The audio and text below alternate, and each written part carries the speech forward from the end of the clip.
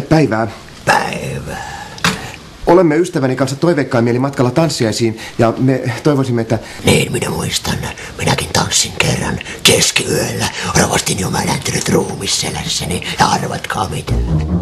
Minä kaaduin rotan raatoon ja arvatkaa mitä. Löin selkäni piikkilankaan. Se sattui.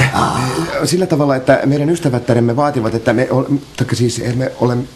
Vai niin. Tarvikkeita. Onko teillä yskä? On. Kyllä minä yskän ymmärrän. Ottakaa tuosta hieman yskänlääkettä. Se hieman pahentaa asiaa. Minä haluaisin vielä palata siihen, että jos me menemme yksityistilaisuuteen, niin siellä saattaa olla meidän seurueessamme... Oletteko te poikamiehiä? Olemme ikuisia. Haavoittuvia. Olen minäkin haavoittunut! Katsokaa! Tämä tuli siitä, kun minä pilkoin kirkkoherran mahtavaa rukoa pieneen palikkalaatikkoon. Saasin itseäni pelkän pään poikki. Katsokaa. Haista sitä. No, hyvä. Vaatimalla vaativat, että meidän on pakko... Älkää yliskö, sanokaa mitä te haluatte. Tämä on apteekki. Ehkä hieman linimenttiä tai ummituslääkettä tai hieman ehkä silmävoidetta. Meidän on pakko siis... Arvaanhan minä mitä te tarvitsette.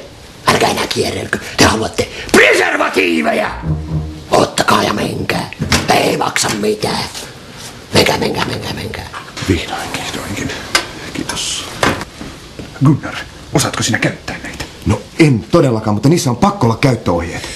Minua hävettää. Hyvää isänpäivää.